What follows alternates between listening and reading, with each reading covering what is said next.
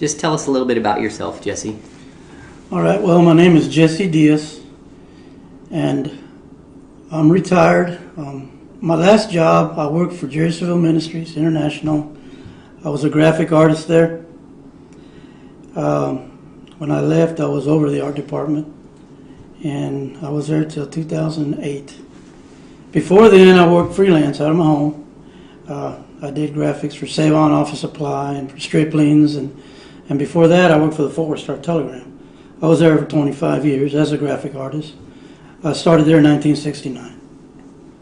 And today, I'm just retired, and I do a little bit of work for senior citizens. And I'm also ordained minister, evangelist. But it wasn't always that way. At one time, I didn't believe in God. I was an atheist. And when I remember back in 1972, me and some friends, my brother and a friend of mine that I worked with and some other guys, we used to go fishing all the time. We were over at Granbury, and we weren't doing very good. We weren't catching anything. So we got in the car and started just riding around. We found ourselves in Glenrose. And someone in the car had read in the newspaper that Dinosaur Valley State Park was going to have a grand opening on that weekend, and that there was going to be, dinosaur footprints and, that kind of stuff. And so we decided, let's go check it out. So we go there, and we went to the park. We went down in down in the lower place where the Biloxi River is, and they had dinosaur footprints everywhere, and they also had human footprints and different sizes. Some of the footprints, the human footprints, were regular size, but what stands out in my mind was that there was some great big ones. It looked like they were in mud, and the dinosaur tracks looked like they were in mud. But when you got down and touched it, it was rock. Apparently it had been mud at one time. But I remember there were signs that were pointing to the different tracks, and the different dinosaur tracks and to the human footprints. And the dinosaur tracks on the signs were yellow with black letters. And they said the names of the dinosaurs that made those tracks. On the human footprints, on the big ones, there was a sign that was pointing to one of the big ones, and it said caveman tracks. So I got down, and because that really caught my attention, and I put my hand and started feeling that human track, that big one. And I never ever heard of such a thing. And I saw the sign, caveman tracks, and that got my attention. Because I remember when I was in school, I've always liked biology and dinosaurs and things like that.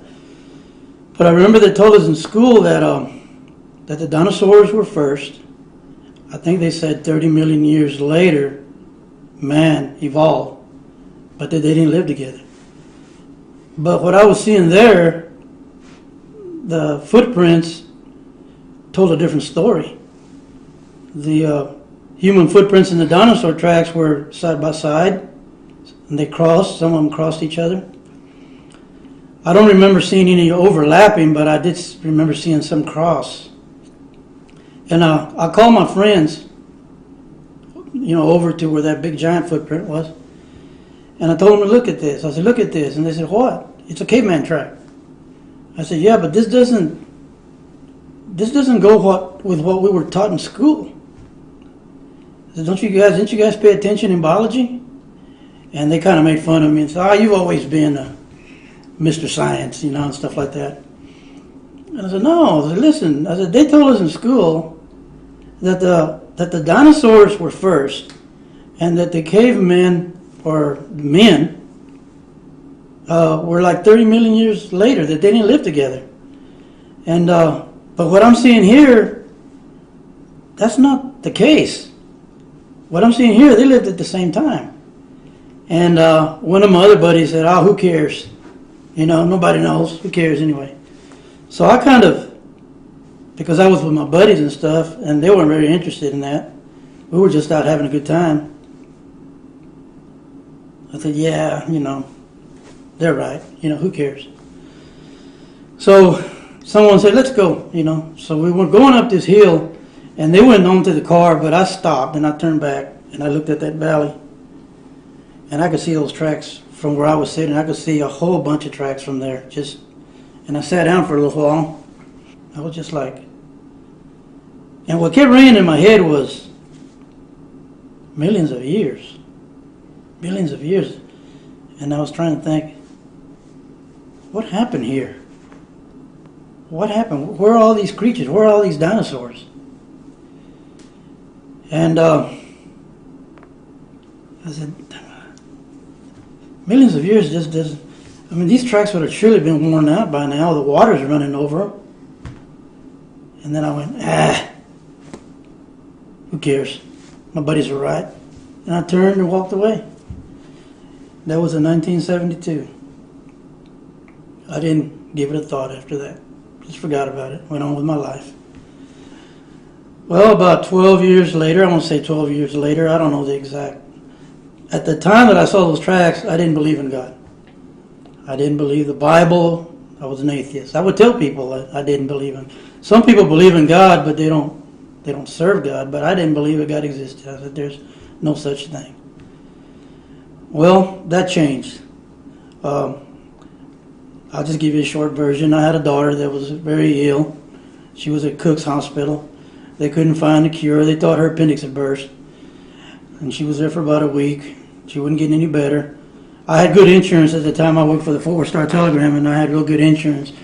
So I got another doctor. He was scheduled to see us at another hospital, at Harris Hospital, and he was an expert in gastronomy. So I took my daughter out of Cook's, and we were going to meet this doctor there, like at 9 o'clock or something that afternoon. But when I went back to my job to tell my boss I had to take some more time off. And he said, take as much time as you need, and don't worry, you know, we just hope your daughter gets better. And I called my wife from my boss's office, and I told her that we're going to meet a doctor at Harris at 9 o'clock. Well, she got real quiet, and she said, Jesse, we tried hospitals, we tried doctors, and yes, I will meet you there, but first, I'm taking my daughter to church so they can pray for her. Well, I didn't want to make a scene in front of my boss, so I didn't yell and scream at her because I really didn't like that. I just told her I don't think that's a good idea. Well, she hung up real softly. Well, I excused myself from my boss and I made a beeline for the church because I knew where the church was, or my wife. My wife was a Christian, but I was an atheist. She hadn't been a Christian very long, but a couple of years. But anyway, I went to the church to get my wife and to get my little girl and take them to Harris Hospital. When I walked in the church, it wasn't what I envisioned. I thought it'd be dark and with candles and, you know, kind of a cultic thing. But it wasn't. It was lit up real well, and people were singing and clapping, and people in suits. They looked like lawyers and doctors. And I figured, I better not make a scene here because there might be someone here that I know that works downtown, and my boss may hear about it and I may get in trouble, so I'm going to be a good boy. So I sat through the sermon. After the sermon, the ushers came and, you know, they introduced themselves, but the walls went up. The walls went up immediately. I said, I'm not a Christian. I don't believe in God. I didn't come here because I'm interested in what you have to say. I came here to get my wife, get my daughter. We got to meet a doctor at 9 o'clock. And, you know, so I need to take them, I need to get them, and we need to leave. And he said, you have a little girl that's sick? And I said, yes, she's real sick. She's been at Cook's Hospital for a week. She couldn't eat or anything. My wife had to carry her. She couldn't even walk. Well, they told me they were going to pray for my little girl. And I said, well, that's good and well. And then they said, we're going to pray for her and God's going to heal her. He said that. He said, we're going to pray for her and Jesus is going to heal her. And so I told him that, you know, go ahead and do what you have to do. And but If he doesn't, I'll probably sue you or something like that. I don't know exactly, but I know I wasn't good with it. I wasn't nice to him. So they prayed for my daughter, and then they were trying to show me scripture that they were standing on. And they asked if they could pray for me, and I told them, you can, but I'm not going to bow my head or close my eyes. And they prayed for me. And while they were praying for me, something happened. And I knew, God told me, when they were praying, I knew it was God, even though I was an atheist. I can't explain it, but I knew it was the Lord. He told me that my daughter was well. So, they still had their heads. There was about 4 of the ushers, and they still had their heads bowed. So I pushed on them, and I said, look, I believe the man upstairs. I couldn't even say God. I said, I believe the man upstairs. I think he might have answered your prayer. And they looked at me and they said, we're believing, brother. I said, well, where's the sanctuary? So I run to the sanctuary, and my wife is standing up. There's ladies, because it was after the service. There wasn't very many people. But there were some ladies that had their hands up in the air. They were rejoicing. And I looked, and my daughter was standing up. Well, she couldn't stand up. And I looked at her, and I could tell the suffering was gone.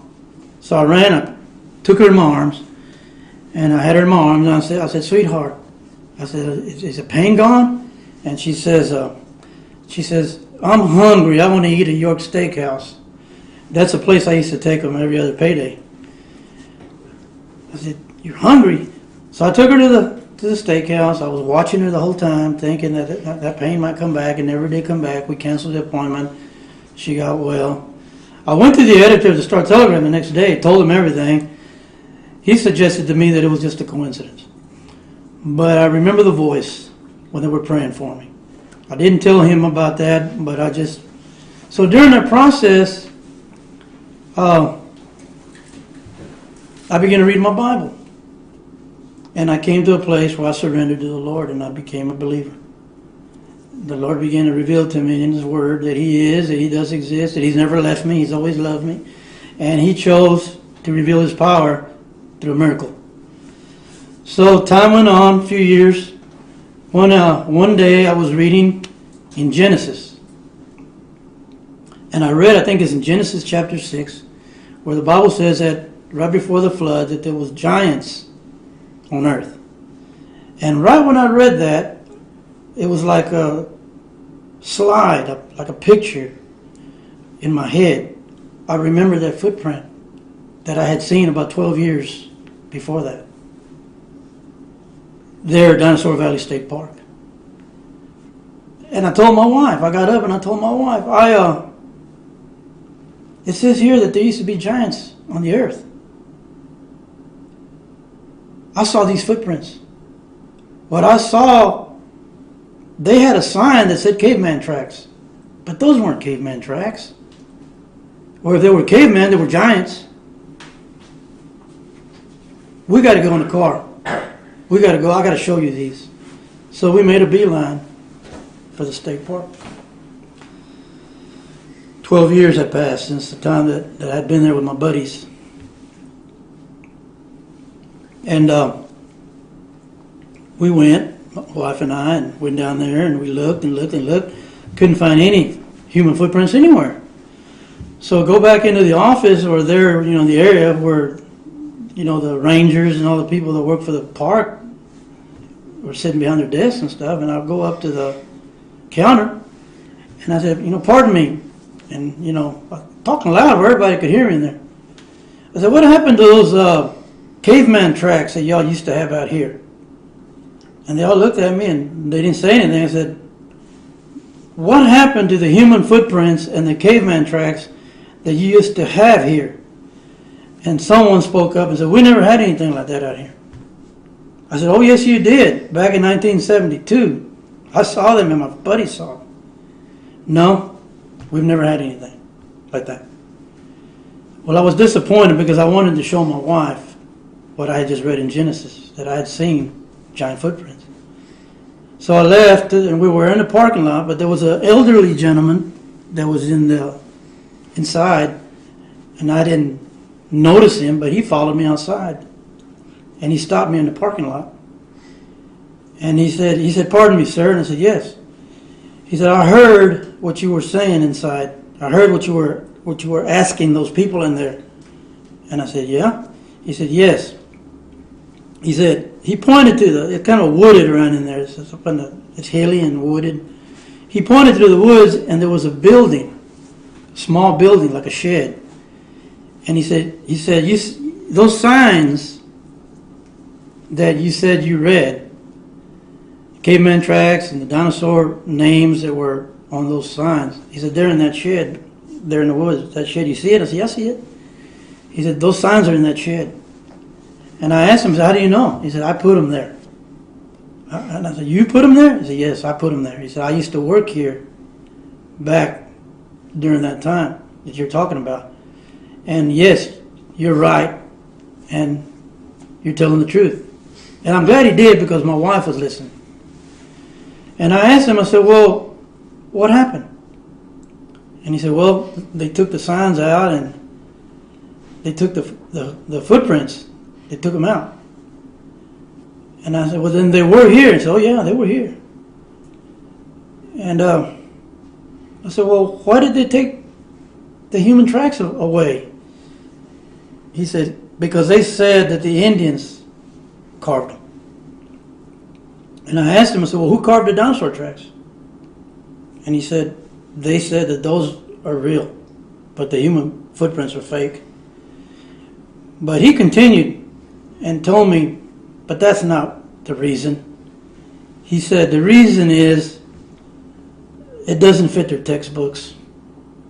He said, this is a Texas-funded state park, and they don't believe that dinosaurs and humans lived at the same time. They don't teach that. And if they don't remove the evidence, they're going to have to change all the textbooks. And they're not about to do that. That's what he told me. Something, like that, not word for word. But so I was disappointed. But I was glad that he showed up, because my wife heard him. And I said, I told you. And she said, well, I believed you. I said, yes, but I wanted you to see what I saw. And so... Can I ask you a question? Sure. How many human footprints do you recall seeing that first encounter at Dinosaur Valley State Park? I can't give you a number, but I know there was quite a few. Were they just giant, or were... No, they were different size. There were more regular footprints than there were giants. But there were some giants. On the giant footprints, though, they had an arrow pointing to them, and they had on that caveman track. That's what, everywhere where there was a giant footprint. I don't remember them having any signs on the little ones. They may have, but I don't remember. But they were in different places. There was a little bit of water trickling over some of them. There was different kinds of dinosaur tracks too. Some were big, some were small, some were, like that. So at the time when you first saw those tracks, you were an atheist? Yes, I was. It was in 1972. Okay. How many signs did you see that said something about the caveman tracks? I just remember one vividly, is the one that was pointing to that big track that I got down and put my hands in and felt of it, put my fingers in the toes and everything, because it was just something that, it stood out. It's like, wow. So the sign actually was pointing to the giant human footprint, and it said caveman tracks. Mm-hmm. Do you recall the specific location in Dinosaur Valley State Park where those human tracks were? No. Even when I went back, I just looked everywhere, but I don't remember. I don't know what they'd done. You would think there'd be some cutout areas, but I don't. When I went with my wife, I just couldn't find the tracks. I looked and looked everywhere. Not one track. And then when I asked, they said there never had been anything like that there.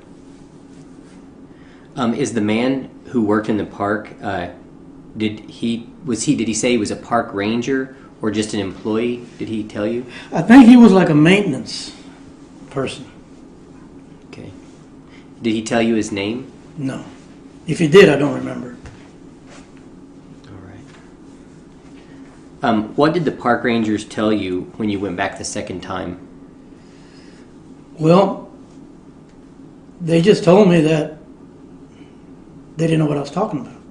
Okay. And I looked at them, they looked like they were pretty young.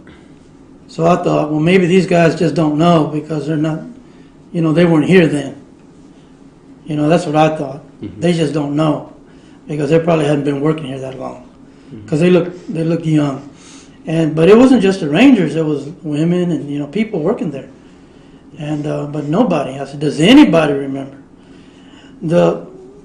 For some reason, that elderly man, he said he was standing next to me, but he didn't speak up until we left the building. Mm-hmm. I wish he would have spoke up in front of them. Do you think, let me start. Do you think that the caveman tracks could have been anything other than human tracks, in your opinion? No way. No way. They were crystal clear. Okay.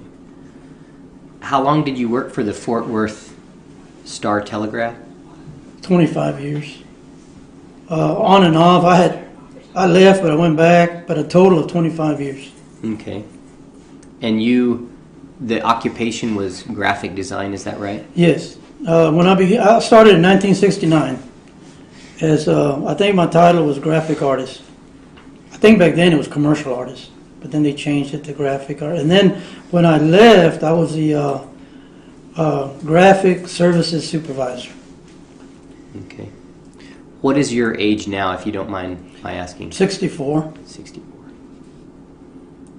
Okay. Can you just state your name and your city of residence for the record? Okay, my name is Jesse R. Diaz, and I live in Crowley, Texas. That's in Fort Worth, right? It's next to Fort Worth. It's about 12 miles south of Fort Worth. It's Fort Worth, and then if you go south, the next town is Crowley, and then Burleson, and then Cleburne, Joshua and Cleburne. Do you attest that everything you've said here today is the truth to the best that you know it? Yes, absolutely. Are you an honest person? Yes, I am. Yes, I am. Why are you honest? Well, I'm honest because I believe in the Lord. I believe His Word. And also because there's no reason not to be. I don't see anything to gain from not being truthful. And I've learned as a Christian that Jesus said, I am the way, the truth, and the life, and He's truth. And I'm honest because I know my Heavenly Father is watching me, and I want to be pleasing to Him. And also because I know the fruits of honesty and I know the fruits of lies. In the end, the truth prevails. Yeah. I think that's it.